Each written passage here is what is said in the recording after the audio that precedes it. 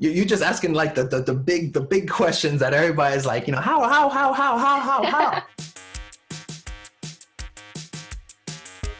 I am Paul Scrivens. I run a number of schools, programs that teach people how to build online businesses in many different ways. A lot of people are thinking, oh, blogging is easy. I can get started with blogging. And they kind of separate blogging from having a real online business, but they're actually one and the same. When people join whatever program that we have, I don't want them to think, oh, I'm starting a blog and it's kind of a side thing, a nice little hobby. And then one day I'll start an online business. I want people right away to think, okay, if I'm starting a blog, I'm actually starting an online business. And this just happens to be one aspect of it. And I think that's one of the things that people don't think about with regards to blogging. They don't understand what it really is it's your marketing department. Today's world, you have brands just bombarding messages at you like, look at me, look at me, look at me. And they're not trying to give you any value. But with blogging, what you get to do is you actually get to build a relationship. It's a way to reach people. It's a way to show people what you're all about without having to sit down and say, hey, I'm trying to sell you all this stuff. Instead, you say, here's all my knowledge. You can trust me. And by the way, I also happen to have other things to sell. For those starting off blogging, how long does it take for your blog really to take off?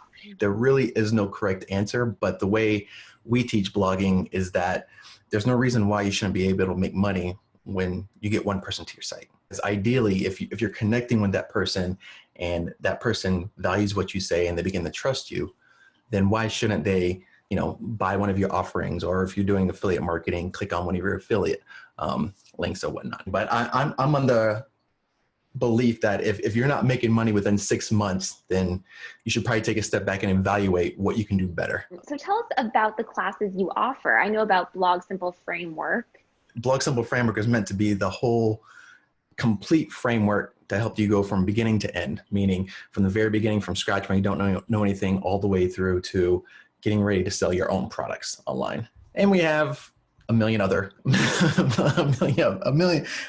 programs. One of them that we just launched this week is actually called the Dream Roadmap, and it takes a bigger step back with online business and really focuses on creating your own products, setting up sales funnels, and all that kind of stuff. Basically, our idea was we want to be kind of the Amazon for everything with regards to building an online business. When people are looking for courses or services like that, how can they know to trust before they invest their money into something? I think a lot of people, they don't trust their gut enough. And if something doesn't make sense to you, I think it's okay to ask people questions. So what I would do is I would just honestly take a step back and just look to see what the person has done.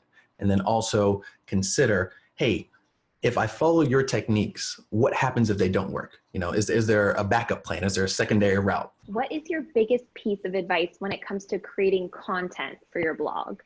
Always consider that you're writing for just one person. It's very easy to focus on SEO and like, oh, do I have to have a beginning, middle, and end and all that kind of stuff? But I would say first and foremost, make your writing entertaining. And that takes practice. Make it entertaining. And within that entertainment, you can draw people in. And then you also want to make sure that you have that education as well. But if there's no entertainment value in there and people are like, oh, this is boring, they can go find someone else. So no matter what the blog post is out, no matter what topic it's about, no matter how boring it is, find some way to put you in it. How can people get more traffic to their blog? First, you need to understand why you want more traffic. If your revenue model is based on just ads, then obviously you need a ton of traffic. And that's something you would have to consider with a blog. I'm always reliant on getting a ton of traffic, or do I want to build a business where I'm relying on getting just the right kind of traffic? That means getting the people that have a better chance of clicking on your affiliate links and buying the products that you recommend or buying your own products. The best way for you to build an audience and get that traffic is to understand where your audience is. And first and foremost, focus on one person or focus on one little small group to attract that group. And when you attract that group, then that group starts to tell other people about you. And then you start to spread. And I think too many people jump in and say, okay, I want to get a lot of traffic. And what they do is they try to get the same large group of people that the big dogs are already getting. And so if the people are already attracted to the big dogs, they're not going to pay attention to you. If they like going on YouTube, start working on some YouTube videos. And then what you'll see is over time, the more value you provide, things will start snowballing. Stay consistent with the content that you create. There's so many times where people will create 3 months of content and then I'm like, I'm not getting anything. And then they'll stop. Just be consistent. Be consistent for a year, be consistent for 18 months. And then you'll be surprised one day you'll wake up and it'll be like, wow, where's all this traffic coming from? And it's just because you provided consistent value over and over and over again. One thing that I think confuses people and still confuses me is affiliate marketing. Do you have just a good example of like an affiliate, a way someone would use affiliate marketing in a blog post? Affiliate marketing is basically some other company has a product, and if you promote that product and somebody clicks on your link, for example, and they go buy that product, you get a commission. Selling an affiliate product is no different than selling your own products. So for us, it's based off of trust. Let's say I have a blog on gardening and I think about a very specific problem that somebody has. Somebody says, okay, my tomatoes are dying no matter what I do. And then what I do is I'll write a guide explaining, hey, this is how you keep your tomatoes from not dying, which is very helpful for somebody. Like, great. And I say, well, if you really want to guarantee your tomatoes don't die, this is the product that I use. So this person's going through and they're seeing this advice and they're seeing that I'm helping them and I'm guiding them along and showing them how to solve this thing. And then I'm saying, here's an actually easier way to solve this problem. And the person's going to be like, well, yeah, if it made it that easy for this person, I definitely need to buy it. So work on the relationship building within the blog post and just make sure within the context of the blog post, whatever product you're recommending is actually going to solve the problem that the people came to you looking for.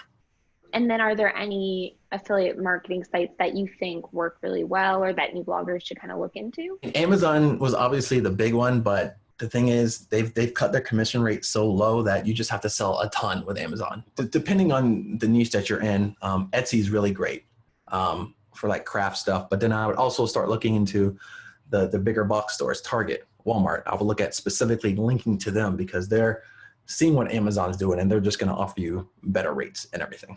Do you have any type of schedule or recommended routine that a new blogger or business person should do? When you're at the very beginning, there's just like a lot of stuff you got to do, right? If you start blogging, you're like, well, I got to set up my blog. I got to buy a domain. I got to figure out how to WordPress. I got to do my theme. Like there's a lot of stuff that you have to do at the beginning, but those are one-off things. And so I think the problem is people don't understand those are one-off things and they think those are always part of your schedule.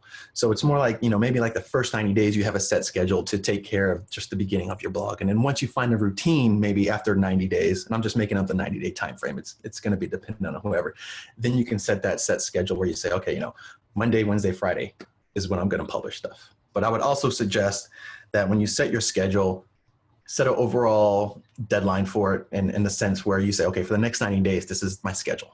And so you do that for 9 days. And then after the 9 days, you take a step back and reevaluate, okay, what's working, what isn't, and let me adjust. Anybody is capable of starting their own business. It doesn't come down to your level of income, your intelligence, your personality, your skill set. Everybody has some experience and knowledge to share with the world. And you might not think that knowledge and experience is valuable, but it's valuable to someone else because someone else is always looking for a guide, someone who's already taken the journey that they're looking to go on. And whether you want to believe it or not, you've been on a journey that others are looking to get started with. So understand that the only thing holding you back from starting a business is always going to be your mindset.